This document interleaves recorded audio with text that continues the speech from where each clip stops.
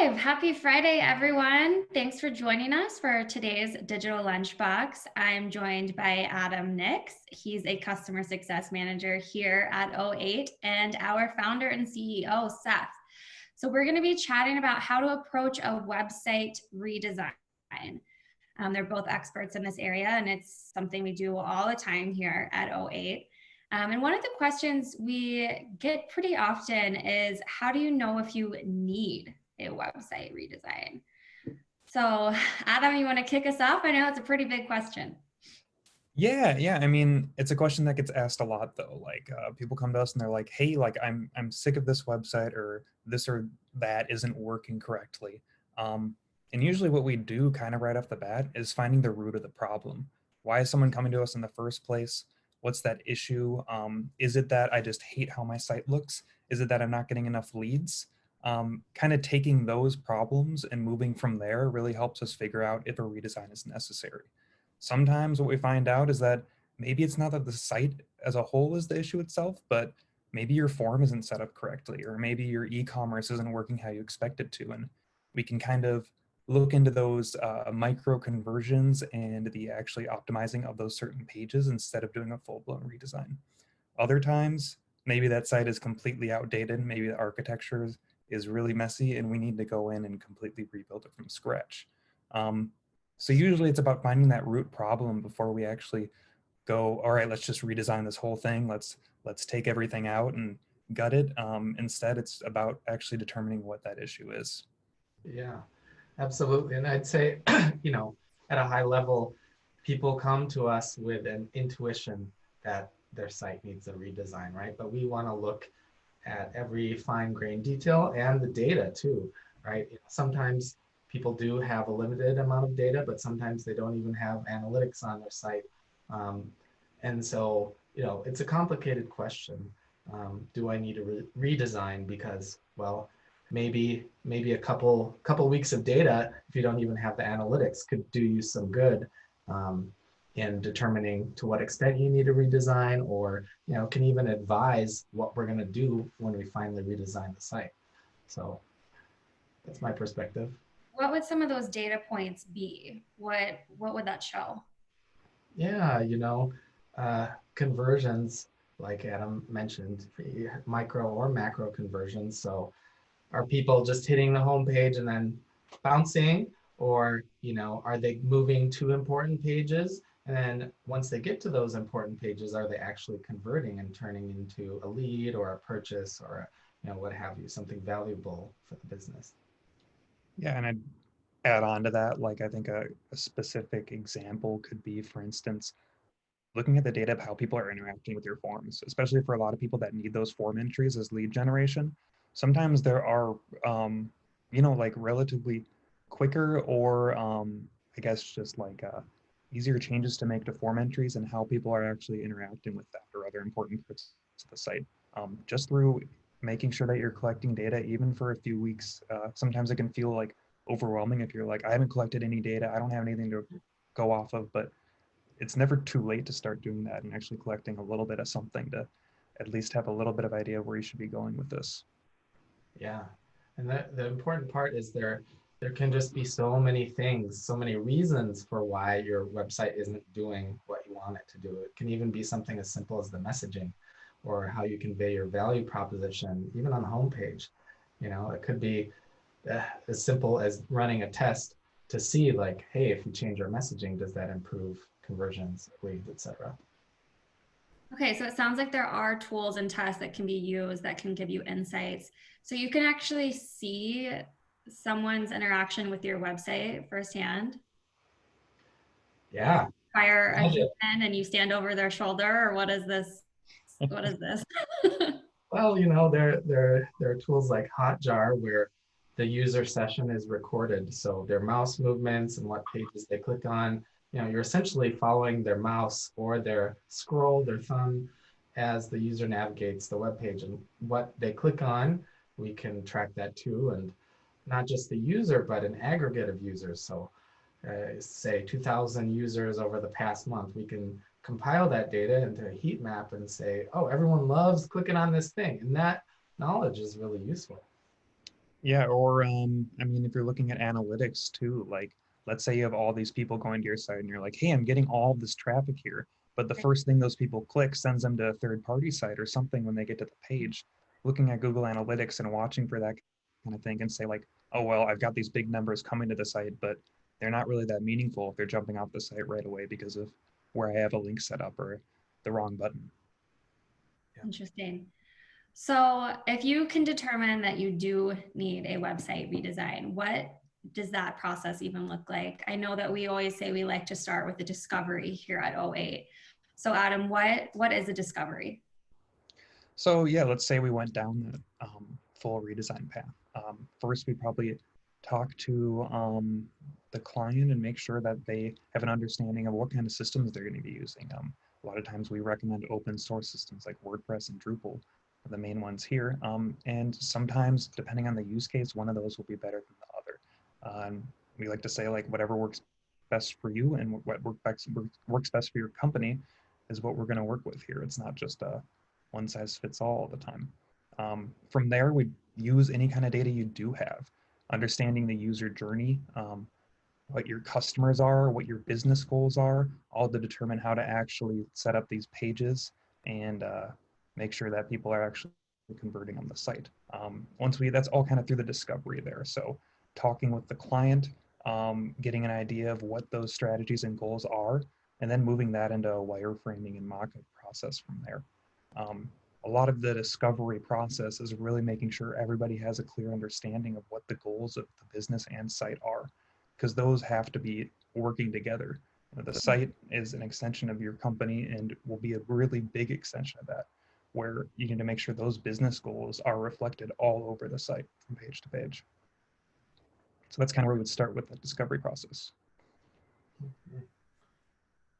Do you have Excellent. anything to add to that, Seth, about discovery? No, just that people tend to discount the importance of discovery sometimes, and it saves a lot of time when we really are thorough in that discovery process, because there are so many things that we can fall out of sync on, or we can misalign on. Because this web design thing, while you at the end you see a pretty beautiful design, it really does have some complex parts to it. So just I want to underscore that the discovery process is really critical. Right. And so it sounds like that's where the stakeholders really get aligned and you really develop, like Adam said, the KPIs, maybe some timeline goals, just overall project scope, and just making sure it all goes back to that business goal. And I think that's a good point. People maybe sometimes forget that a website is so much more than just a pretty splash page, if you will. That's not what we do here at O8. We make beautiful designs, but they also have to tie back to your business goals and convert, um, and make you money, make you profit, and get your message out there. So step number 2 is really design. So let's go back to the messaging and how you can structure your website to really portray what you do and portray that to the right buyer personas. What is that process like? I could kind of jump in here. So I'd say actually portraying what you want to actually show people on the site here can be a bit of a challenge, especially because a lot of people have a lot of information they want to show right away. Um, so when you think about like a homepage, for instance, and jumping to that, what do you want that customer or that person, that potential client or potential lead to see when you jump to that site? A lot of times it can be easy to add a lot of different CTAs. Like we've got this, that, and this, and someone jumps to the site and gets confused or gets kind of scared away in a sense where you're kind of jumping right off and you don't have a place to go. So first thing we kind of look for is what are those priorities for you? Where do we need to lead someone when they jump onto this site? Mm-hmm. Do you have a certain product that's the most important to you? Do you have a certain goal or image in mind where you can tell someone when they come to the site why you're different and why you can stand out? Um, Right.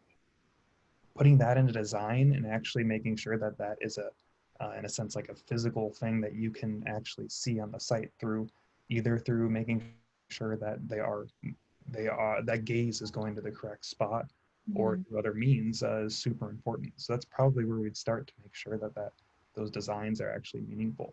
I mean, obviously there's the stuff with making sure the site is modern, making sure it's optimized for mobile use or whatever kind of tablet or device most of your customers are using. But you have to pair that with actually those conversions or the correct CTA messaging. Mhm. Yeah, and inevitably there are going to be opinions that come along with the design process, and that's great. We love opinions. We love, examples of the look and feel that you like from other sites, competitors, whoever it may be. And that is important because the end result is a beautiful thing that should look and feel great. Um, so not to downplay that, but also we have to think of the kind of emergent properties that get us there. And some of those things are, like we're talking about the pattern libraries, if it's a more complex site where we can have this thing that we can maintain, but also have design patterns that are structured and, will grow with you and your site and your business over time, wireframes, user personas, all these components to that beautiful end product. Right. And it's so interesting because Adam, you did just say, you have to take into account things like responsiveness and different devices that people might be accessing your site from. And I think that's where an agency partner can really come into play is, a lot of times business owners might be so involved that they think of just the overall design and maybe they've thought through their value prop and some messaging, but having an agency partner to come in with a fresh perspective and an unbiased approach of, well, these are your buyer personas, and we have to make sure that everything we're building speaks to them and also, is going to work across all these different devices. And I had a really interesting meeting earlier today that I actually want to mention because it was something I had not thought of. But a potential client really wanted a splashy page, parallax scrolling, video, all those fun things that can come off very, very engaging. They really want the glitz and the glam. And we said, we can give you that, but you also have to be ADA compliant. And a lot of those things are not ADA compliant. And they kind of had a light bulb moment of, oh yeah, we do have to be ADA compliant. And okay, I get why that might not work with screen readers and assistive technologies. So having someone kind of be able to guide you through that, I think is really important. So I like that you brought that up. And then, continuing this process, how do you make sure that everyone is aligned? So all the stakeholders with all of these opinions in terms of design and things like that. When you're actually building out the site, what does that look like? Well, I mean, it's all about communication, consistent and full communication on where we're at with, let's say it's a mock-up or we're still in discovery, having those meetings and having an understanding of who's going to be looking at this. So if we're still in the mock-up phase, the people that are going to be looking at it during development should have the chance to look at it during that mock-up phase. If there are pivots or changes we have to make in development, we look at what we can do to make those changes. The design phase, like Seth was talking about, having that design library or having an understanding of where the flexibility in those designs lies means that we can make some of those changes in the end. But really, the best thing we can do is make sure that the changes for the design of a site or the design of even a single landing page are made kind of in the earlier side of things. And that should be done if we're communicating everything clearly. Mhm. Yeah, absolutely. Visual communication is key in this stage, and you know, not having any surprise stakeholders. Making sure that everyone who needs to buy into this thing buys in, and also understands. We're dealing with sometimes a bit of a static mock-up, so just some bit of communication with us around how is this thing actually going to interact. Mm-hmm. Click on it, and we can do interactive prototypes and stuff like that for the right use case for the right client. But, and then I guess to take that thought further, if you do have a large group of stakeholders, then, and it's a really big project, then maybe we do need to step up our kind of prototyping or, interactive prototype, wireframe, whatever, what have you, to make sure that people visually understand and buy into everything we're doing. It's so important to have that alignment. So I know we talk a lot about using an agile approach, and that's something that really keeps us on task and on timelines, and just find that it's been super successful with our clients. Do you want to tell us more about what that means? What is an agile approach? Yeah. Sure. Yeah, go Go for ahead. it. Okay. Well, an agile approach, um, it means that we can be flexible and change during the course of, the design process, and even the build to some extent. Of course, we want to change as little as possible to get all of that uncertainty reduced from the very beginning as much as possible. But inevitably, little things change. So the way we structure our meetings, we organize things into sprints, which are basically periodic 2 to 3 week efforts, whether it's from the design stage, like a design sprint, we'll do once in a while, to the development phase, which is a development sprint. So it's really just a philosophy, a way of operating that allows us to be more flexible, compared with the old days when you would spec out, okay, this is exactly what it's going to be. This is the thing. No one can change anything ever until it's launched, and then good luck. Right. It's that difference, and sometimes like a waterfall approach, which is the other approach that's used a lot for this kind of thing, Uh-huh. makes sense for certain projects. But in terms of agile approach and having an understanding that we're going to be like taking this set of tasks or this set of like designs or development and doing it in parallel across 2 weeks, having consistent meetings to understand where everybody's at, I think it's a really helpful way for us to kind of loop back around to that idea that we're constantly communicating on the same page with the entire team. And from there, we can be talking to other people working in other facets of the same, I guess, category of projects and making the changes necessary instead of maybe a more waterfall or linear approach means, well, we did this thing like a month ago, and it's going to be a lot harder to change it since we just realized we need to pivot to something else a month down the line. Yeah. Um, Having that flexibility is really helpful.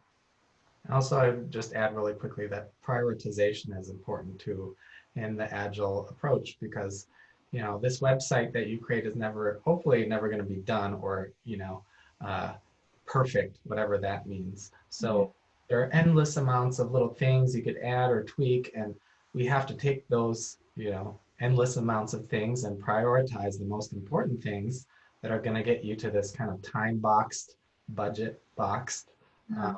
final product. And then, we can think about phase two or ongoing optimization after that. So Agile is also kind of a group effort with the client to say, okay, we're all on the same page. We want to launch this thing on this date, on this budget. That means we all have to work together and prioritize. So that's important too. Sounds like the right way to do it, because I know if I'm handing over something as important as a website, I don't want my agency partner to just go hide in a dark room, build everything, come back to me, present it, and maybe like, that is not what I have in mind. So this sounds like something you guys have really worked through. Another concern I would have, if I'm acting as a client here, would my current site, have to have any downtime? Because I can't afford to have my business offline. No, you know, uh, we we basically switch things over. We can switch through the DNS, the domain name, when it's time to flip to the new site. There are certain situations where the client is worried about conversions dropping, or some Mm. very specific things with the redesign. And in those cases, we can send a percentage of traffic over to the new site, test, do kind of an A/B test at the DNS level. Um, but yeah, you're not going to experience downtime. Perfect. Is there anything else you can tell me kind of about approvals and implementation and kind of like that handoff? So let's say you built me a Drupal site, and I'm a little nervous because maybe I'm new to Drupal. Could you help me be prepared to take over some of that work? I mean, obviously, it'd be nice to continue an ongoing relationship with an agency partner, but I obviously want to be able to support myself in the business as well, maybe just contributing content to the website. So, what is that process like? Our goal is always to give our clients as much power as they can have with this new site, especially when you're working with a CMS like Drupal or WordPress. Mhm. You should be able to take control of that site and make the content changes and everything necessary. Obviously, when it gets into more intensive development changes, like further redesigns or other kind of stuff like that, we'll jump in and help you out. But in terms of actually jumping in, changing content, changing images, moving some stuff around, we'd be providing the correct documentation, video tutorials if necessary, live meetings, in-person meetings a lot of the time to actually walk that client through their new website and make sure that they have an understanding and they feel like they own this site and it's um, a part of them and their business. A lot of times, it can be freaky to jump into a new website, or because of a past site you've worked with, it can be like, well, there's no way I'm going to touch that. But I found that all my clients who weren't working on content daily on sites and are now are really happy and feel really comfortable with those sites. And that's what the fantastic thing is about WordPress and Drupal. Mhm. Yeah, and I would just add that, these systems like WordPress and Drupal have been tested and used over many years, gone through many usability tests, and the usability or user experience has improved for people operating the sites, such that, if you've ever touched a website before in the back end of a CMS or something like that, you can probably figure it out. It really just, for most people, 99% of people, it just requires a little bit of, us showing you around, um, generally through Zoom, something like this, and you just you get a hold of it. There's not a huge standard, there's not a huge divergence in usability among these different platforms. So people generally figure it out pretty quickly, wouldn't you say, Adam? Yeah, I For feel like sure. clients get the hang of it. Yeah. Yeah, That's reassuring. And I know hopefully most agencies, I know we at O8 always just encourage people to just talk to us if they have a problem, if they're confused.